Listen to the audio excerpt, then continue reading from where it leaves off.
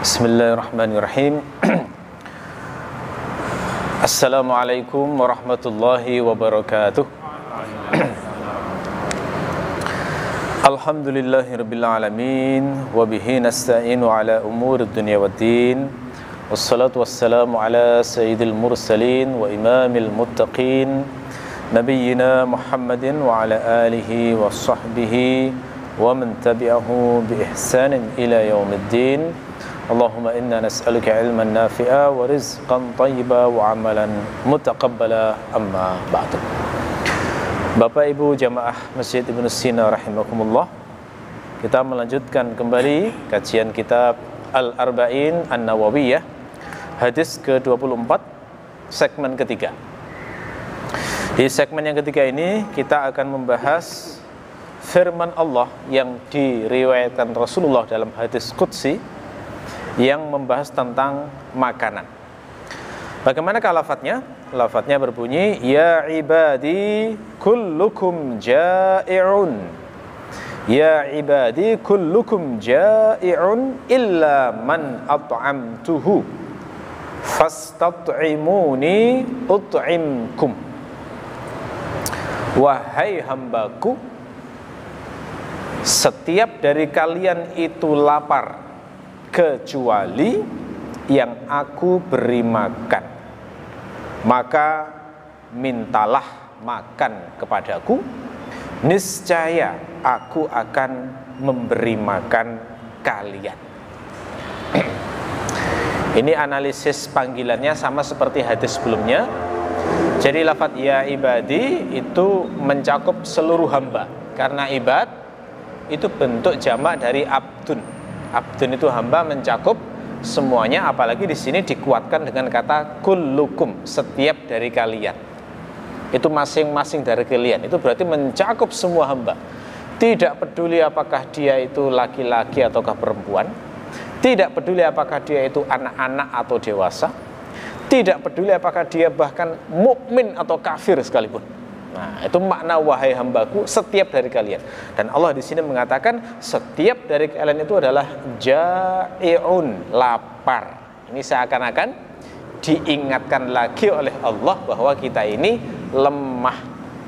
Ya, lapar itu adalah salah satu ciri kelemahan manusia. Kenapa? Karena dengan lapar dia akhirnya nggak bisa apa-apa kalau nggak dapat makanan. Diingatkan lagi bahwa ini kita itu lemah, kita itu butuh. Masih butuh makanan. Udah gini kan seringnya sombong ya manusia itu, sering lupa kalau dirinya itu lemah. Diingatkan setiap diri kalian itu adalah lapar, illa man at'amtuhu, kecuali yang aku kasih makan. Kalau Allah gak berkehendak kasih makan, ya lapar. Bukankah ada tuh orang yang kelaparan itu? Bahkan banyak orang kelaparan itu banyak. Artinya Allah tidak berkehendak memberi makan orang tersebut.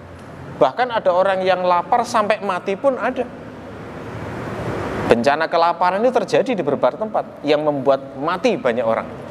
Lalu perintah Allah, fastat'imuni ut'imkum, maka mintalah makan kepada aku, niscaya aku akan memberi makan kepada kalian.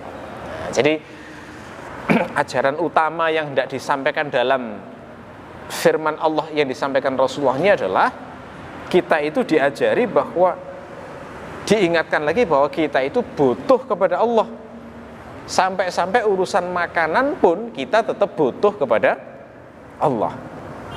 Nah, jadi jangan sungkan-sungkan minta kepada Allah walaupun urusan makanan. Seakan-akan begitu. Ya. Nah, butuh kepada Allah itu kata para ulama, intinya itu pada dua hal. Apa itu?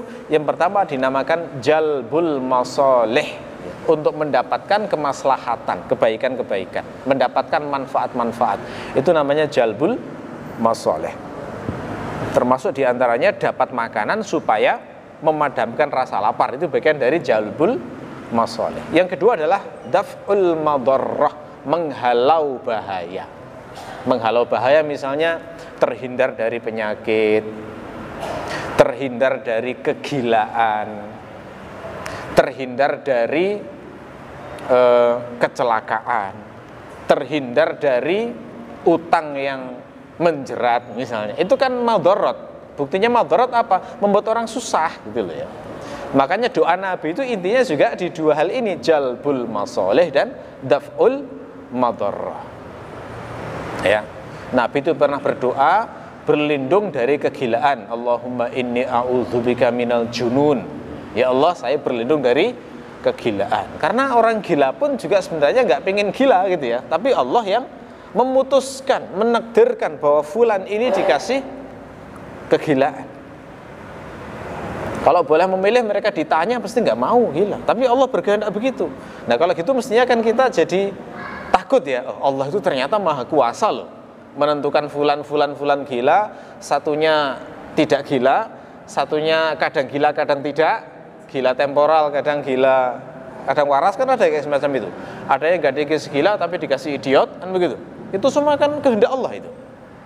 Ketika ditunjukkan hamba Allah yang dikasih ujian kayak begitu, maka terbetiklah dalam hati pengen meminta supaya dilindungi dari itu. Allahumma inni a'udzubika minal junun. Termasuk Rasulullah itu berlindung dari penyakit sopak, kusta. Itu kan penyakit yang ditakuti di zaman itu ya.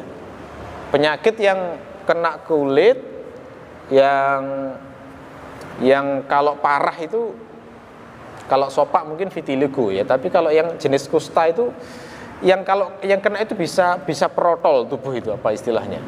Nah, itu termasuk jenis yang penyakit menakutkan. Rasulullah juga berlindung dari itu. Nah, lalu biar mencakup semua jenis penyakit yang menakutkan, ditambahi lafaz yang mencakup semuanya, wa min sayyi'il asqam, minta berlindung dari semua penyakit-penyakit yang buruk. Karena namanya penyakit kan ya berkembang terus itu. Zaman rame-ramenya COVID dulu yang paling ditakuti adalah COVID. Nah itu berdoa itu bagus. Memang seorang hamba itu harus butuh pada Allah. Nah, dikasih musibah itu biar terasa butuhnya itu loh sebenarnya. Biar terasa butuhnya pada Allah, biar nggak sombong. Orang itu kan kalau nikmat terus kan sombong jadinya. Bahasa Jawanya mekete ya. Jadi mekete itu kalau dikasih nikmat toh, sehat terus, gitu ya, kaya terus, dipuji terus, kan jadi sombong gitu ya. Makanya sesekali dihina, ya kan? Akhirnya oh iya, ternyata saya tidak semulia yang dikira orang. Sesekali dikasih sakit, sesekali dikasih susah, begitu. Namanya sakit itu bisa banyak hal itu. Ya, zaman sekarang ada stroke, ada penyakit jantung yang tiba-tiba mati, kebanyakan kan begitu ya. Ada penyakit yang banyak, ginjal, ya, demam berdarah, ya. Konon ini juga termasuk pembunuh yang terbesar ini, demam berdarah ini ke manusia. Nah itu termasuk madharrah. Dan itu adalah kita butuhnya pada Allah adalah daf'ul madharrah, menghalau segala hal yang membahayakan semacam itu. Jadi kembali ke sini ya. Butuh pada Allah intinya pada dua hal kata para ulama. Satu, jalbul masalih, untuk menarik kemaslahatan. Kita kan kalau kemaslahatan itu banyak sekali dalam hidup ini. Kita butuh makan, butuh pakaian. Yang belum punya rumah butuh rumah. Yang belum punya pekerjaan butuh pekerjaan. Yang belum punya istri butuh istri. Yang belum punya suami butuh suami. Jadi yang sudah tua butuh ditemani, kan masalah orang tua itu kan kesepian biasanya ya. Nah, jadi banyak itu. Itu kalau untuk minta kayak begitu itu namanya jalbul masalih. Dan butuhnya kita intinya pada Allah cuma dua ini, jalbul masalih dan darul madharrah atau daf'ul madharrah. Nah makanan itu termasuk jenis ini, jalbul masalih. Ya sekaligus daf'ul madharrah. Kenapa? Karena coba kita renungkan ya, orang kalau makan itu kan banyak sekali nikmat yang diberikan Allah pada saat makan itu. Pertama, nikmat mengecap makanan, itu juga nikmat loh itu. Ya, andaikan bukan kenikmatan, nggak mungkin orang itu mencari makanan yang lezat itu, nggak mungkin. Andaikan dikasih makanan A, B sama-sama bergizi, satunya lezat, satunya enggak, pilih mana? Pasti milih yang enak kan gitu tuh. Makanya ada istilah wisata kuliner, karena mencari yang lezat itu kan begitu. Nah, jadi orang makan itu saat mengecap, mengunyah terasa nikmat, itu sudah bagian dari nikmat Allah, dari saat orang mendapat makanan. Lalu kemudian nikmat yang lain dari makanan adalah kenyang. Kenyang itu nikmat Allah, hanya bisa dirasakan oleh orang yang pernah lapar. Kalau belum pernah lapar gak bisa merasakan nikmatnya kenyang. Orang lapar itu ada yang memang diuji Allah dengan kemiskinan sehingga sampai gak bisa makan sehingga lapar. Tapi ada pula orang yang memang oleh Allah selalu dikasih rezeki sehingga tidak pernah merasakan lapar, lalu oleh Allah dipaksa merasakan kelaparan dengan puasa. Gitu ya? Nah, puasa itu kan contoh pemaksaan dari Allah supaya bisa merasakan laparnya orang yang kelaparan. Coba itu pas puasa ya, walaupun kita nggak pernah kelaparan karena kemiskinan misalnya, tapi kalau pas puasa, terutama di hari pertama, itu pun terasa banget loh ya nikmatnya makan itu ya.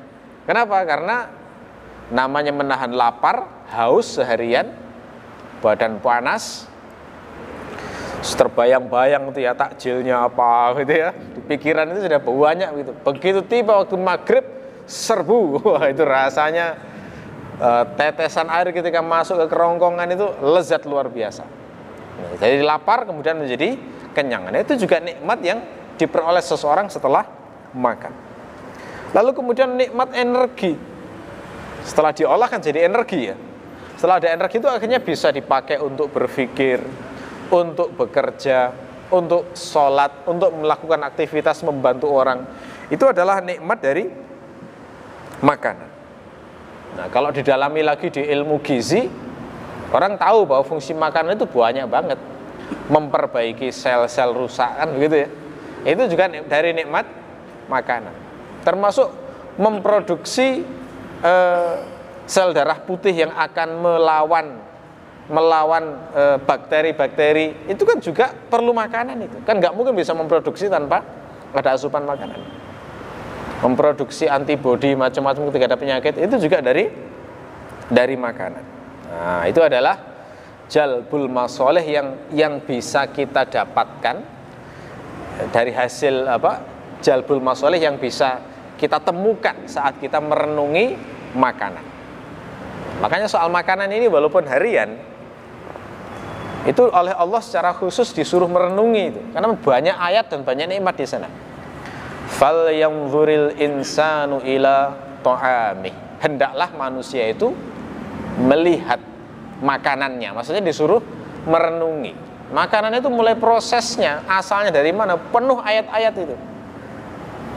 Ya, penuh ayat-ayat. Termasuk ketika sudah masuk ke dalam tubuh. Kok bisa begitu ya? Makanan seperti itu dihancurkan, terjadi proses ABC, bisa jadi energi itu. Itu kan luar biasa juga tuh ya. Tanda-tanda kekuasaan Allah di sana. Ya.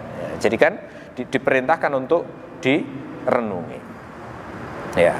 Nah, walaupun hanya makanan, kenapa kok sampai di sini tuh disuruh untuk meminta? Kenapa? Mungkin pikiran kita kan kayak remeh kan cuma makanan kan gitu ya. Tapi di sini kita disuruh meminta. Kenapa? Ya karena walaupun cuma makanan, tidak mungkin manusia itu atau seorang hamba itu bisa menyediakan makanan dengan kekuatannya sendiri. Tidak mungkin itu. Manusia itu nggak punya yang namanya qudratun mutlaqah, nggak punya kekuasaan atau kemampuan yang bersifat mutlak itu nggak punya. Jadi walaupun hanya makanan itu tetap butuh peran dan kuasa dari Allah. Kalau kita renungi, intinya makanan itu kan sumbernya dua, satu tumbuhan, yang satu hewan. Ya tambahan sedikit yang mineral lah, gitu ya. Tapi yang paling utama ini dua ini, tumbuhan dan hewan. Tempe misalnya, asalnya dari mana itu? Kedelai. Ya, kedelai itu tanaman, ya kan? Tahu dari mana? Sama, ya, dari tanaman juga. Padi dari mana? Ya dari beras ya, maaf, beras itu dari padi, tanaman juga itu. Terus tomat, nah tanaman juga. Lombok untuk sambal, tanaman juga. Kecap, dari kedelai juga kan, tanaman lagi. Minyak, kelapa sawit, ya, tanaman lagi, ya kan. Apa lagi? Jagung, tanaman lagi itu. Jadi banyak sekali makanan-makanan yang masuk dalam tubuh kita intinya di tanaman. Ada juga yang sumbernya adalah hewan, ayam, kambing, sapi, unta, telur, ya, itu semua adalah makanan-makanan yang sumbernya hewan. Yang dari mineral sedikit ya, kayak garam misalnya ya. Tapi yang mayoritas adalah kalau nggak makanan, kalau tidak tanaman, maka hewan. Makanya di Quran itu banyak perintah untuk merenungi bagaimana Allah menumbuhkan tanaman. Banyak perintah untuk merenungi bagaimana Allah menciptakan hewan. Ya. Seperti di surat Abasa itu ketika setelah Allah memerintahkan untuk melihat makanan, Allah mengajak kita untuk merenungi bagaimana proses Allah menumbuhkan tanaman melalui sarana air hujan itu. Ya, anna sababnal ma'a sabba thumma syaqaqnal arda syaqqa fa'ambatna fiha habba, gitu kan? Bagaimana aku turunkan hujan, ku belah bumi, kemudian ku tumbuhkan tanaman. Jadi sumber makanan memang faktanya. Ya. Es krim itu juga dari sumber itu juga kan? Kalau kita lihat itu juga dari situ. Teh itu juga tanaman, kopi tanaman, coklat tanaman juga itu. Ayo coba, apa yang makanan yang tidak berasal dari itu? Tidak ada. Tanaman dan hewan semuanya. Nah, tidak ada satupun manusia yang bisa menciptakan hewan dan menciptakan tanaman. Tidak bisa. Yang mungkin dilakukan hanya budidaya saja, tapi tidak bisa menciptakan. Artinya membuat dari tidak ada menjadi ada itu tidak bisa manusia. Makanya yang ngasih rezeki tetap Allah, yang ngasih makanan tetap Allah. Makanya disuruh minta kepada Allah. Kenapa ya? Nah, hakikatnya Allah yang ngasih. Kalau Allah nggak ngasih, nggak akan bisa makan orang itu. Ya, kemampuan manusia itu kan hanya budidaya itu. Awalnya mungkin belum budidaya, ngambil di hutan, hewan-hewan diburu, mungkin begitu ya. Lalu kemudian mencari padi, ngambil di tanaman-tanaman liar, mungkin gitu ya, jagung, tanaman liar, kedelai, tanaman liar, buah-buahan, petik, mungkin begitu. Setelah berkembang, akal manusia dibudidayakan, diternak, ya, sehingga hasilnya lebih jelas, waktunya lebih jelas, lebih mapan, sehingga punya stok, bisa nyetok, kan gitu ya. Bedanya manusia dengan hewan kan nyetok ini ya, ya kan? Kalau singa itu misalnya kalau makan ya hanya lapar saja, lapar berburu satu makan, kenyang selesai, terus nunggu lagi entah berapa lama itu baru berburu lagi. Kalau manusia ini kan nyetok ya, mikirnya itu nggak hanya bagaimana hari ini kenyang, tapi bagaimana untuk besok, terus selama 7 hari ke depan bagaimana, lah 30 hari ke depan bagaimana, gitu ya. Nyetok gitu.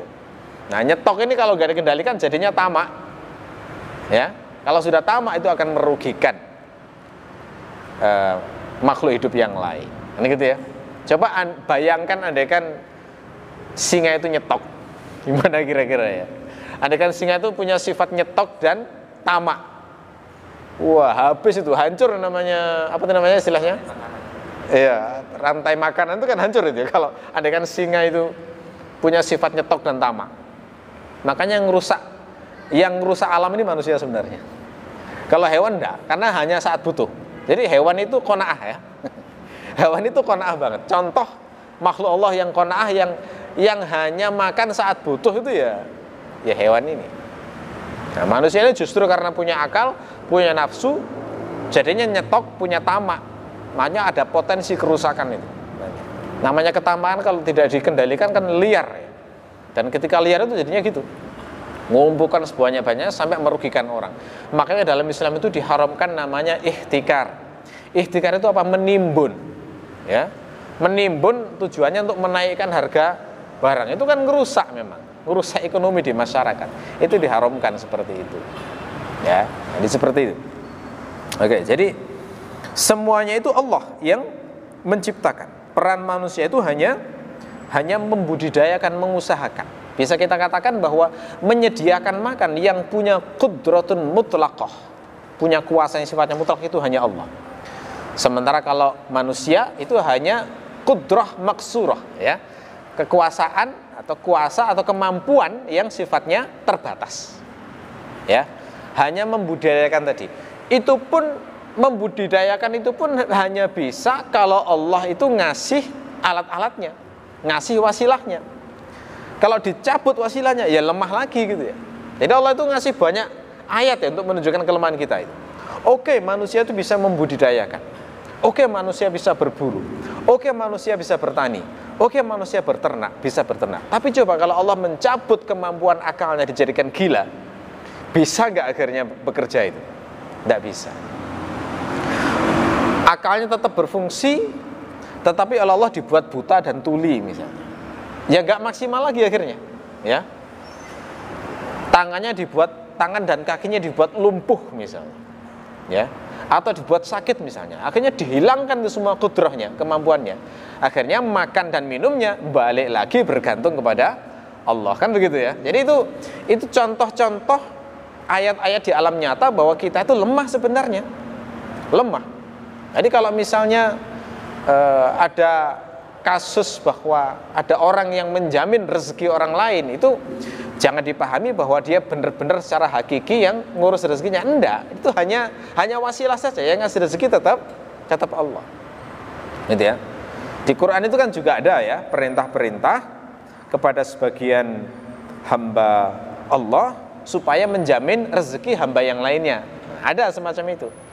Nah, tapi ini dimaksudkan bahwa yang semacam ini itu adalah ujian saat Allah ngasih rezeki pada hamba tertentu yang dilebihkan supaya dia mengalokasikan rezeki itu pada hamba Allah lain yang lebih lemah, gitu ya. Contoh misalnya saya sebutkan di sini di surat Al-Baqarah ayat 233. Allah berfirman, wa 'alal mauludi lahu rizquhunna wa kiswatuhunna bil ma'ruf.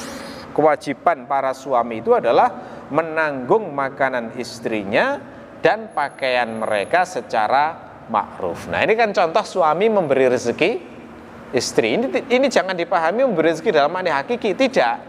Yang ngasih rezeki tetap Allah. Suami ini hanya wasilah. Kenapa? Karena dia dikasih nikmat lebih oleh Allah dari sisi kekuatan dan tanggung jawab. Sementara istrinya hukum asalnya lemah, sehingga untuk makan itu perlu dicarikan nafkah dan makanan oleh suami. Makanya diamanai oleh Allah, nafkahilah ya istrimu itu, kasih makan dan kasih pakaian mereka. Termasuk juga misalnya di surat An-Nisa, wala tu'tus sufaha'a amwalakumul lati ja'alallahu lakum qiyaman warzuquhum fiha waksuhum. Janganlah kamu berikan orang-orang yang kurang akal itu harta kalian yang Allah jadikan untuk kalian sebagai penegak kehidupan, dan berilah rezeki pada mereka dan berilah pakaian mereka. Nah, ini amanah Allah kepada orang-orang yang diuji dengan orang-orang yang idiot. Kan ada ya, orang-orang yang keluarganya itu diuji, ada yang idiot itu kan ada. Idiot ini kalau kita pikir-pikir apa fungsinya orang yang hidup? Kan dari sisi peran hidup kan tidak ada ya. Maksudnya keberadaan dia itu, orang idiot itu apa fungsinya di masyarakat? Kan kalau secara logika nggak ada. Tapi kalau dalam agama memang yang semacam ini adalah ujian dari Allah ya, supaya diurus hamba semacam ini. Nah, biar dia itu menjadi ibroh bagi hamba-hamba yang masih dikasih akal yang sehat. Nah, ini kan contoh hamba lemah yang mungkin nggak bisa bekerja, kalaupun bekerja nggak mungkin maksimal, yang rezekinya harus dijamin orang yang waras di kalangan kerabatnya. Gitu ya. Itu disebut sufaha. Sufaha itu bukan orang gila. Sufaha itu adalah orang yang akalnya kurang sempurna, IQ-nya itu rendah gitu, tapi bukan gila. Ya. Termasuk di surat Al-Balad misalnya, au it'amun fi yaumin dzi masghabah yatiman dza maqrabah au miskinan dza matrabah. Jadi Allah itu memerintahkan berilah makanan di hari banyak orang yang kelaparan. Beri makan anak-anak yatim yang menderita itu. Beri makan orang-orang miskin yang kesusahan itu. Nah, ini ngasih makan ini jangan dibayangkan kita yang ngasih rezeki. Enggak, rezekinya dari Allah, dilewatkan kita, lalu kemudian kita berikan pada orang yang membutuhkan. Nah, yang semacam ini banyak sekali dalam Al-Quran. Ini semuanya pesannya sama kepada kita, bahwa ketika Allah memerintahkan seseorang itu untuk memberi rezeki, memberi makan pada hamba Allah yang lain, maka itu maknanya adalah Allah memberi karunia lebih pada hamba tertentu, ya. Kemudian diamanai supaya kelebihan tersebut dipakai untuk ngasih makan hamba yang lain. Bukan dialah yang memberi rezeki, bukan. Karena faktanya Allah itu sangat kuasa mencabut rezeki orang itu sewaktu-waktu, bisa itu.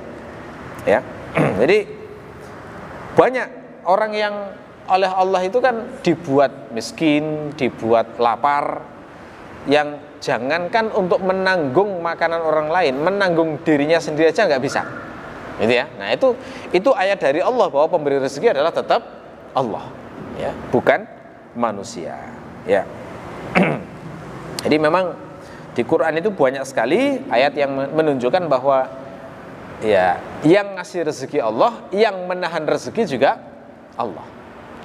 Contoh misalnya ya di surat Fatir, ma yaftahillahu lin-nasi min rahmatin fala mumsikalah wa ma yumsik fala mursila lahu min ba'dih. Apa yang dibukakan rahmat, ya, rahmat yang dibukakan Allah kepada manusia, maka tidak ada satupun yang bisa menahannya. Dan apa yang ditahan oleh Allah, maka tidak ada satupun yang bisa membukanya. Nah, ini banyak sekali dalam kehidupan sehari-hari bisa kita lihat, ya. Ada orang yang dikondisikan mulai kecil itu sudah diatur bagaimana pertumbuhannya, dijaga betul, pendidikannya diurus, tapi dewasanya jadi gelandangan misalnya. Kan ada yang semacam itu. Artinya memang orang ini tidak dikasih oleh Allah, walaupun orang berusaha mengkondisikan. Sebaliknya ada orang yang dibuat sejak kecil itu memang susah, tapi besarnya dilebarkan rezekinya. Nah itu semua Allah yang ngasih. Sama seperti anak yang dipondokkan, kan ada ya, anak dipondokkan di pondok yang bagus, diharapkan jadi ulama, jadi orang soleh, keluar jadi ateis. Ada yang kayak begitu itu, ya. Sebaliknya ada yang tidak dipondokkan, tapi dia kemudian bergaul dengan orang-orang soleh, malah jadi orang yang baik, malah jadi orang yang berilmu. Nah ini rahasia Allah sudah kayak begini tuh ya. Ini pemberian Allah yang hanya Allah yang tahu rahasia di baliknya. Ya. Nah, setelah kita tahu bahwa Allah lah yang punya kuasa untuk memberi rezeki pada seorang hamba, maka konsekuensinya adalah semestinya seorang hamba itu menjadi bertekad untuk menjadikan Allah sebagai satu-satunya Tuhan, satu-satunya zat yang disembah. Jadi keyakinan Allah sebagai Ar-Razzaq itu nyambungnya ke La ilaha illallah. Gampangnya begitu. Setelah yakin bahwa Allah itu hanya satu-satunya zat yang memang punya kuasa untuk memberi makanan manusia, maka konsekuensi logisnya adalah berarti mestinya saya hanya menyembah Allah saja. Jangan sampai menyembah selain Allah. Gitu ya. Nah, hujah semacam ini dipakai oleh Nabi Ibrahim saat beliau berdakwah di surat Asy-Syu'ara, itu ayat 75 sampai 82. Nabi Ibrahim itu ketika mendakwai Raja Namrud dan pengikutnya itu pakai hujah semacam ini. Gimana ayatnya? Ayatnya begini. Qala afara'aitum ma kuntum ta'budun antum wa aba'ukumul aqdamun fa innahum aduwwun li illa rabbal alamin alladzi khalaqani fa huwa yahdin walladzi huwa yut'imuni wa yasqin. Apakah kalian tidak melihat berhala-berhala yang kalian sembah itu, yang disembah oleh nenek moyang kalian terdahulu? Sesungguhnya berhala-berhala itu adalah musuh bagiku, kecuali pemilik alam semesta yang menciptakan aku dan memberi petunjuk aku, yang memberi makan aku dan memberi minum aku. Nah, kan namanya Tuhan sejati itu mestinya adalah yang benar-benar bisa kasih makan dan minum kita, yang ngurus makan kita dan minum kita. Kalau kita renungi kan sebenarnya luar biasa memang ya. Allah sebagai Ar-Razzaq itu kalau kita renungi betul itu Masya Allah, dahsyat sekali kuasanya sebenarnya. Saya ambil contoh misalnya begini. Panjenengan yang mungkin pernah jadi panitia ngurus makanan orang, itu akan terasa capeknya ya. Ngurus sendiri maksudnya ya. Ngundang 300 orang misalnya. Dan ditangani sendiri, nggak pakai catering syaratnya ya, ditangani sendiri. Itu akan terasa betul capeknya itu. mendata jumlah orangnya, antara undangan dan perkiraan yang datang. Lalu kemudian setelah datang itu bagaimana mendistribusikan makanan ini. Makanannya ini apa saja itu harus diukur betul, kebutuhannya berapa. Jangan sampai pas datang makanannya basi misalnya. Setelah itu dibagi secara merata. Ya, enggak boleh ada yang sampai tidak makan. Diawasi yang belum ditawari, dikasihkan, itu capek banget betul itu. Mungkin hanya ratusan orang tapi capek banget rasanya. Nah, sekarang bayangkan zat yang mengurus rezeki manusia yang jumlahnya 7 miliar lebih ini, dan gak ada yang salah sasaran lah ya. Yang semuanya pas sesuai takaran. Butuh pagi bisa makan pagi, butuh siang dikasih makan siang, sore juga ada. Ya. Itu semuanya pas. Itu kan kuasanya luar biasa untuk ngasih rezeki. Itu baru manusia, belum hewan-hewan. Hewan-hewan itu ada yang di lautan, jumlahnya berapa miliar ikan yang dijamin rezekinya oleh Allah di sana. Dan tidak keliru itu, gitu ya. Belum yang di hutan-hutan itu. Ada berapa miliar juga ya di hutan seluruh dunia ini. Itu baru yang kelihatan. Gimana yang nggak kelihatan ya, Pak? Hewan-hewan yang kecil-kecil kan juga hidup dia. Ya. 1 sendok tanah yang kita cungkil dari bumi ini, itu kalau dilihat di mikroskop itu ada jutaan mikroba hidup itu di sana itu. Terus itu gimana cara Allah ngasih rezeki masing-masing makhluk itu? Itu kan luar biasa itu ya. Semuanya dikasih rezeki oleh Allah. Tuhan sejati itu yang ngurus begini, gitu ya. Jadi kalau nggak bisa ngurus rezeki yang semacam ini, berarti Tuhan palsu dia, gitu ya. Itu argumentasi Nabi Ibrahim itu untuk membuat berpikir Raja Namrud dan pengikutnya itu semacam itu. Tuhanku yang asli, yang al-wallazi yut'imuni wa yasqini, yang ngasih makan saya dan ngasih minum saya, dan nggak bisa yang melakukan itu kecuali Allah yang menciptakan alam semesta ini. Ya, gitu. Hujah ini pula lah yang dipakai di surat Ar-Rum. Ya, ketika Allah menasihati hambanya, Allahul ladzi khalaqakum tsumma razaqakum. Allah yang menciptakan kalian lalu kemudian memberi rezeki kalian. Gitu ya. Tsumma yumitukum tsumma yuhyikum hal min syurakaikum man yaf'alu min dzalikum min syai'. Dia pula setelah itu yang mematikan kalian dan menghidupkan kalian. Adakah Tuhan-Tuhan yang kalian jadikan sekutu Allah itu yang melakukan hal itu? Nah, itu loh. Allah ngajak berpikirnya di situ. Ada nggak yang ngasih rezeki kayak itu? Kan nggak ada itu. Nggak ada.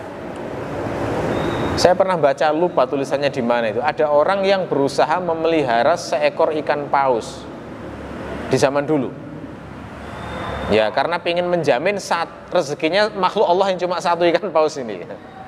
1 hari sudah nggak tanggung sudah. Kenapa? Habis kekayaannya untuk ngasih makan ikan paus. Padahal cuma 1 makhluk Allah ini. Padahal ada berapa ikan paus di dunia ini. Belum makhluk-makhluk yang lainnya. Ya. Orang yang memelihara singa atau macan jadi hewan piaraan ya di rumahnya, itu terasa banget itu berapa biayanya. Terasa banget itu. Sekali ngasih makan itu daging sekian banyak tuh, berapa itu ya? Itu kayak menghidupi 4 istri kira-kira ya, atau lebih dari itu ya. Ya kan begitu. Ya.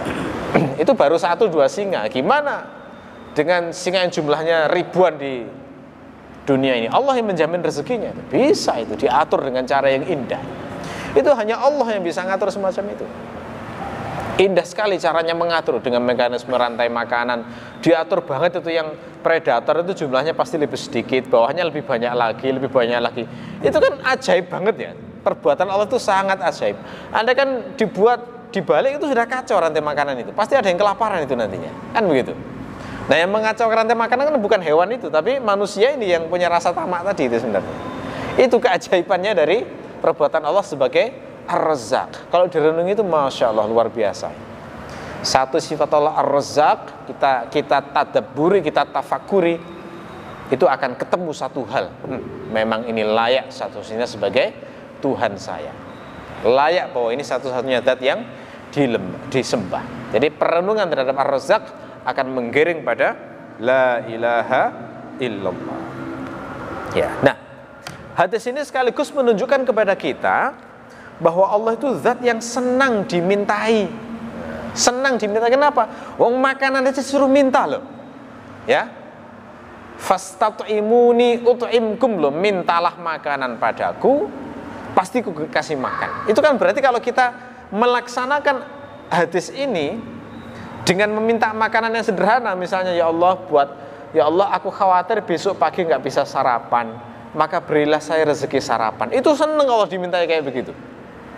Ya Allah nanti malam, nanti siang saya khawatir kelaparan, berilah saya rezeki makanan ya Allah. Itu Allah senang dimintai hal kayak begitu. Walaupun itu sifatnya mungkin orang memandang remeh, Allah senang. Malah ada hadis yang mengatakan bahwa Allah itu murka kalau hambanya itu nggak mau meminta. Ini ada hadisnya ini. Hadis riwayat At-Tirmidzi.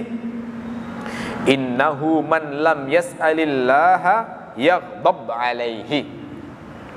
Sesungguhnya orang yang tidak mau meminta kepada Allah, maka Allah akan marah kepadanya. Malah salah kalau nggak minta itu. Jadi kalau pas butuh justru mintalah sekecil apapun. Kadang-kadang setan itu kan ngasih pikiran-pikiran salah ya. Misalnya contoh pikiran salah itu begini. Duh, aku ini dosanya banyak, ibadahnya masih asal-asalan, masih banyak sekali ketaatan-ketaatan yang belum aku lakukan, mau minta kok rasanya malu gitu ya. Nah itu salah, tidak boleh itu, malah salah di sini. Justru kalau dalam kondisi kayak gitu tuh harus dilawan dan minta, walaupun diawali dengan pengakuan, ya Allah saya ini banyak dosanya, ya Allah ibadah saya itu masih asal-asalan, tapi saya butuh ya Allah. Saya butuh ini, terus kepada siapa kalau saya tidak minta kecuali kepada Engkau. Nah itu malah begitu harusnya. Jangan sampai mengikuti bisikan setan yang keliru, merasa malu, itu malu yang salah.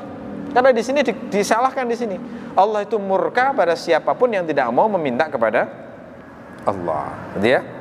Termasuk salah juga kalau nggak mau berdoa, nggak mau minta dengan alasan tawakal atau pasrah pada takdir. Itu keliru, salah. Ya salah. Keliru itu.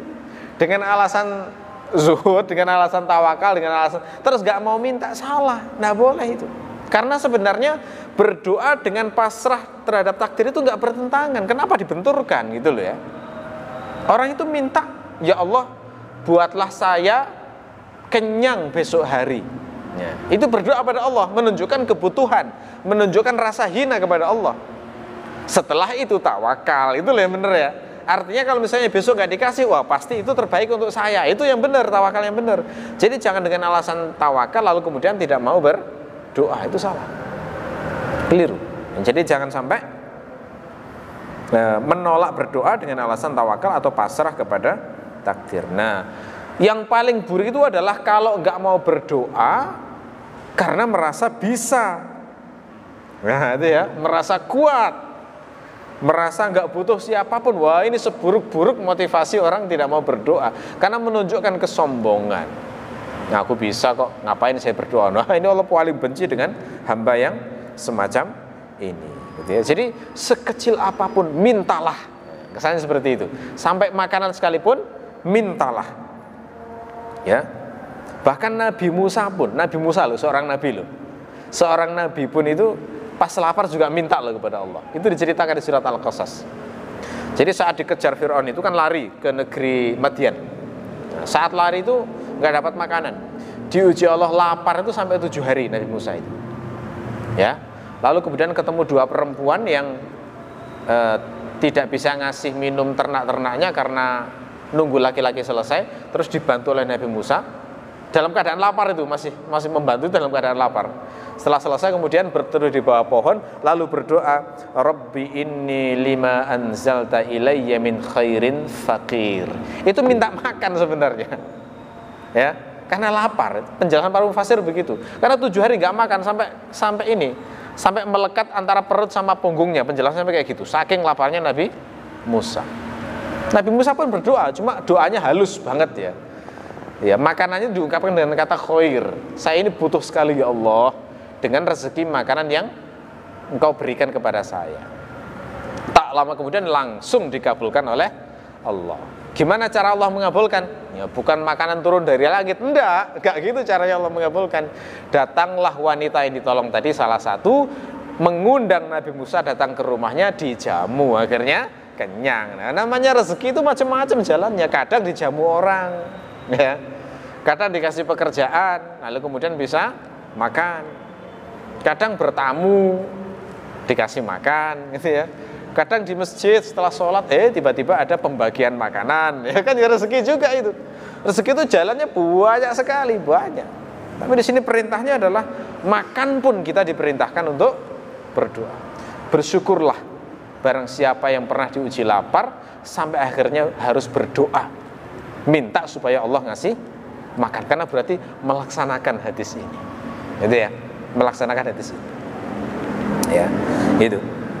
Jadi jangan sampai meremehkan sekecil apapun, ya, sekecil apapun.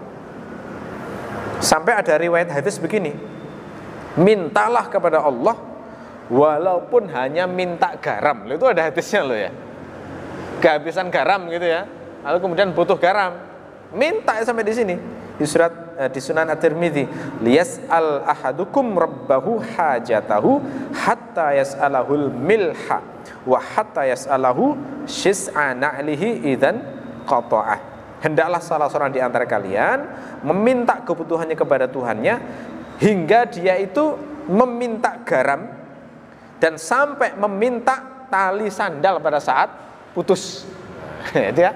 Jadi pokoknya butuh, kata kuncinya butuh intinya. Pokoknya pas butuh minta. Nggak usah meremehkan kebutuhan kita sekecil apapun. Itu rahasianya apa?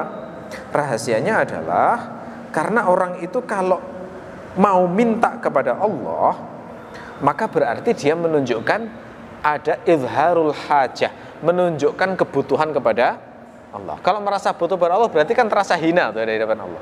Nah, kalau orang merasa hina berarti ngaku hambanya Allah. Itu yang membuat Allah senang itu di situ. Jadi dia nggak sombong, nggak sombong. Allah itu kan benci dengan orang yang sombong. Sekecil apapun sombong itu benci loh Allah itu. Termasuk sombong dalam berdoa itu Allah benci banget semacam itu. Makanya dibuat menderita, dibuat susah, dikasih masalah. Itu biar hilang sombongnya gitu loh ya. Nah, kalau sudah dikasih susah masih sombong nggak mau berdoa, wah ini memang layak masuk neraka, gitu ya. Karena di Quran itu dikatakan begitu. Di hadis dikatakan orang itu nggak akan bisa masuk surga selama di hatinya ada benih kesombongan, masih ada kesombongan walaupun seberat debu. La yadkhulul jannah man kana fi qalbihi mithqal barratin min kibr. Tidak akan masuk surga orang yang dalam hatinya itu ada seberat debu kesombongan. Tidak boleh memang. Makanya diperintahkan berdoa sekecil apapun itu disuruh berdoa. Hikmah yang lain apa? Setelah tampak kehinaannya, kalau dikabulkan kan jadi ingat kebaikan Allah. Itu loh ya. Ini dulu saya minta gini dikabulkan oleh Allah. Masya Allah betapa baiknya Allah pada saya. Sungguh layak saya bersyukur. Itu membantu untuk menguatkan motivasi supaya taat kepada Allah. Hikmah yang lain apa? Hikmah yang lain adalah orang itu kalau terbiasa untuk mensyukuri hal-hal kecil, maka dia akan lebih mudah mensyukuri hal-hal yang besar. Jadi meskipun permintaannya hanya, ya Allah, dapur saya lagi kosong ini garamnya, saya butuh garam ya Allah, berilah kami garam. Terus dikabulkan dikasih garam, meskipun kecil ya. Terus kita mensyukuri, ya Allah, saya baru saja minta sudah dikasih garam. Terima kasih ya Allah, lakal hamdu, segala puji bagimu. Kalau bisa mensyukuri hal-hal kecil kayak gini, maka setiap datang nikmatnya lebih besar, lebih bisa bersyukur lagi kepada Allah. Pernah nggak jenengan batin pingin makanan tertentu, tiba-tiba datang makanan tersebut? Misalnya, pernah nggak kayak gitu? Itu juga ayat dari Allah itu, supaya tahu bahwa Allah itu tahu isi hati kita, mengabulkan keinginan kita. Dingin-dingin gini, wah enak makan rawon, datang tiba-tiba rawon misalnya ya. Kan kadang-kadang terjadi kayak begitu ya. Hanya batin saja. Itu jangan merasa istimewa. Oh jangan, salah itu. Itu setan membelokkan. Wah, berarti aku ini wali ini misalnya ya. Kalau dikasih gitu sudah merasa istimewa itu, wah ini setan membelokkan. Nggak boleh kayak begitu, salah.